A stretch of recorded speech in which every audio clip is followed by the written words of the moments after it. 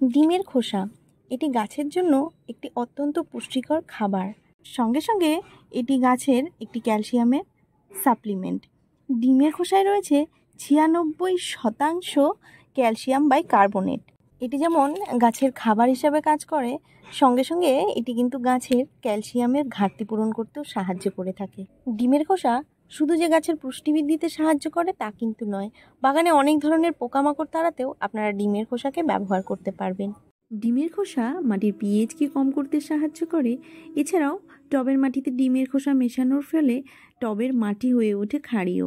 অনেক গাছ আছে যারা ক্ষারযুক্ত মাটি খুব পছন্দ করে, সেই সমস্ত গাছের জন্য ডিমের খোসা খুবই উপকৃত। কিন্তু অনেক বন্ধুরাই ডিমের খোসাকে সঠিকভাবে বাগানে ব্যবহার করতে জানেন না।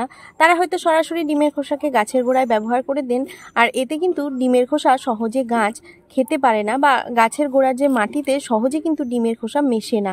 তো ডিমের খোসাকে কিভাবে আপনারা বাগানে ব্যবহার করলে গাছের পুষ্টিবৃদ্ধি এবং পোকামাকড় তাড়াতে সাহায্য করবে, আজকের ভিডিওতে সেটাই আলোচনা করব। তো ভিডিওটি একটুকু স্কিপ না করে সম্পূর্ণ দেখার চেষ্টা করবেন, তাহলে আপনারা ডিমের খোসার সমস্ত গুণাগুণ সম্পর্কে জানতে পারবেন। নমস্কার বন্ধুরা, আমি অন্বেষা আর আমার চ্যানেল বেবি মম ব্লগে আপনাদের সকলকে জানাচ্ছি স্বাগত। চ্যানেলে নতুন হলে চ্যানেলটিকে সাবস্ক্রাইব করে রাখবেন এবং পাশাপাশি বেল বাটনটিকে প্রেস করে রাখবেন, যাতে আমার ভিডিও নোটিফিকেশন সবার আগে আপনাদের মোবাইলে পৌঁছয়।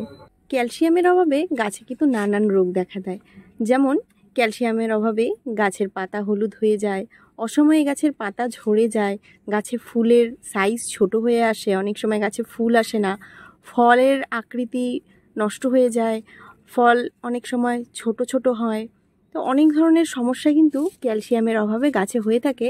আর আমরা অনেকে কিন্তু যে গাছে ক্যালসিয়ামের অভাব হয়েছে তা কিন্তু সহজে বুঝতেও পারি না। গাছের পাতাগুলো হঠাৎ করে লক্ষ্য করবেন ফ্যাকাশে মতন দেখাচ্ছে। তো আমরা অনেকেই কিন্তু বুঝতে পারি না যে গাছে আসলে কিসের কমির জন্য এরকম হচ্ছে। অনেক সময় ভাবি ফাঙ্গাসের আক্রমণে গাছের পাতা হলুদ হয়ে গেছে বা গাছের পাতা ফ্যাকাশে দেখাচ্ছে, কিন্তু এর কারণ হতে পারে গাছে ক্যালসিয়ামের ঘাটতি। বিশেষ করে আমরা যারা জৈবভাবে বাগান করি, রাসায়নিক খাবার গাছে একদমই ব্যবহার করি না, এই সমস্যাটা কিন্তু তাদের মধ্যে অনেক সময় দেখা যায়। আর এই ক্যালসিয়ামের ঘাটতি পূরণ করার জন্য আপনারা কিন্তু বাগানে এই ডিমের খোসাকে খুব সস্তাতেই ব্যবহার করতে পারেন। এটি সম্পূর্ণ একটি জৈব পদার্থ, এতে গাছের কোনো রকম ক্ষতি হওয়ার সম্ভাবনা নেই। এটি গাছের ক্যালসিয়ামের ঘাটতি পূরণের সঙ্গে সঙ্গে কিছু পোকামাকড় তাড়াতেও কিন্তু বাগান থেকে সাহায্য করে থাকে। অনেকেই কিন্তু আমরা ডিমের খোসাকে সঠিকভাবে বাগানে ব্যবহার করতে পারি না, আর যার ফলে এই ডিমের খোসা আমরা যখন এইভাবে গাছের গোড়ায় ব্যবহার করি তখন কিন্তু দেখা যায় যে কয়েক মাস পড়ে থাকলেও এগুলো কিন্তু সহজে মাটির সঙ্গে মিশতে পারে না। এছাড়াও ডিম ভেঙে সরাসরি আমরা গাছের গোড়ায় যদি ব্যবহার করি, তাহলে ডিমের মধ্যে যে সাদা সাদা পদার্থগুলো এর গায়ে লেগে থাকে সেগুলো কিন্তু গাছে পোকামাকড় ডেকে আনতে সাহায্য করে। তো এর ফলে অনেকে এইভাবে গাছের গোড়ায় আমরা ডিমের খোসা ব্যবহার করে ফেলি।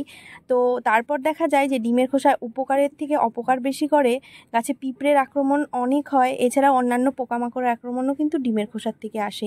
তো এই পোকামাকড়ের আক্রমণ থেকে বাঁচার জন্য সবার প্রথম আমরা যেই ধরনের ডিমের খোসাই নিই না কেন, কাঁচা বা সেদ্ধ ডিমের খোসা যেটাই নিই না কেন, সবার প্রথম ডিমের খোসাগুলোকে ভালো করে জল দিয়ে কিছুক্ষণ ভিজিয়ে রেখে ধুয়ে নিতে হবে।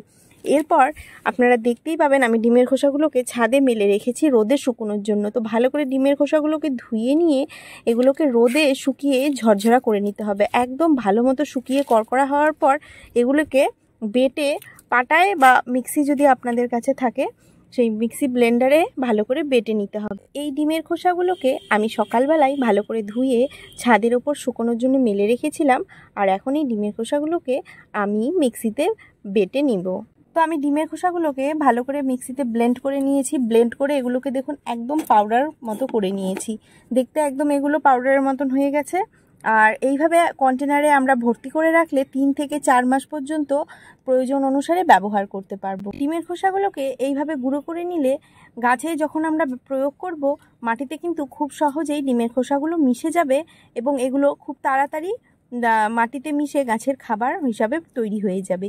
কিন্তু যখনই আমরা গোটা ডিমের খোসা সরাসরি গাছের গোড়ায় ব্যবহার করি, তো সেই ক্ষেত্রে দেখা যায় মাসের পর মাস গাছের গোড়ায় ডিমের খোসাগুলো পড়ে থেকেও সহজে কিন্তু এগুলো ডিকম্পোস্ট হতে পারে না, আর গাছ কিন্তু এর যে ডিমের খোসার গুণাগুণ থাকে তা কিন্তু সহজে গ্রহণ করতে পারে না। ডিমের খোসাকে আপনারা ফুল, ফল, সবজি সমস্ত গাছেই ব্যবহার করতে পারবেন। ফুল গাছে ডিমের খোসা ব্যবহার পর দেখবেন গাছে যেমন প্রচুর পরিমাণে ফুল আসবে, পাশাপাশি ফুলের রঙগুলোও কিন্তু আরও উজ্জ্বল এবং ফুলের সাইজও কিন্তু অনেকটাই বড় হয়ে যায়। আপনারা ফুল গাছ ছাড়াও টমেটো গাছে অবশ্যই ডিমের খোসাকে ব্যবহার করবেন। টমেটো এবং লঙ্কা গাছ ডিমের খোসা প্রচুর পছন্দ করে। যদি আপনাদের কাছে স্পাইডার প্ল্যান্ট থেকে থাকে তাতেও অবশ্যই ডিমের খোসা ব্যবহার করে দেখতে পারেন, এতে স্পাইডার প্ল্যান্টের চেহারাই পাল্টে যাবে। এখন এই ডিমের খোসাগুলোকে গাছে প্রয়োগ করে আপনাদের দেখাচ্ছি। তো গাছের গোড়ায় ডিমের খোসা ব্যবহারের সর্বপ্রথম গাছের গোড়ার মাটিটাকে একটু ঝুরঝুরে করে নিতে হবে। ঝুরঝুরে করে নিয়ে এটাকে আপনারা মাসে একবার করে টবের সাইজ অনুযায়ী 1 চামচ করে ব্যবহার করতে পারেন। এখানে আমি যে টবটা নিয়েছি এটা একটা 8 ইঞ্চির টব রয়েছে, আর 8 ইঞ্চির টবে আমি কিন্তু 1 চা চামচ ব্যবহার করছি। আপনারা অন্যান্য সারের সঙ্গে এই ডিমের খোসার পাউডারটিকে মিক্স করে নিয়েও ব্যবহার করতে পারেন। এছাড়াও সরাসরি গাছের গোড়ায় এইভাবে ছিটিয়ে দিয়েও ব্যবহার করতে পারেন। গাছের গোড়ায় এইভাবে ছিটিয়ে দিয়ে এটাকে আমি মাটির সঙ্গে মিশিয়ে দিচ্ছি। এরপর গাছের গোড়ায় খুব ভালো করে জল দিয়ে দিতে হবে। আপনাদের বাগানে যদি শামুক, অনেক বন্ধুরাই আমাকে বলেছিল যে বাগানে গাছের গোড়ায় খুব শামুকের উৎপাত, শামুক গাছের গোড়ার মাটিতে কেন্নর আক্রমণ হয়ে থাকে বা গাছের গোড়ায় শুঁয়োপোকার যদি আক্রমণ হয়ে থাকে, সেই ক্ষেত্রে আপনারা ডিমের খোসার যে পাউডারটা আমরা করেছি সেই পাউডারটিকে গাছের গোড়ায় যে অংশে শামুকগুলো এসে বাসা বেঁধে থাকে সেই অংশে ভালো করে ছিটিয়ে দিতে পারেন। এরপর গাছে যে অংশে শুঁয়োপোকার আক্রমণ হয়েছে, যে অংশে শুঁয়োপোকা দেখবেন গাছের পাতাগুলোকে কিন্তু খেয়ে শেষ করে দেয়, তো সেই অংশে এই ডিমের খোসার গুঁড়োগুলোকে ভালো করে ছিটিয়ে দিতে পারেন। তো এইভাবে 1 থেকে 2 দিন, সপ্তাহে 1 থেকে 2 দিন করে এরকম করলে ধীরে ধীরে দেখবেন শামুক, কেন্ন বা শুঁয়োপোকার আক্রমণ থেকে গাছ কিন্তু রক্ষা পাবে।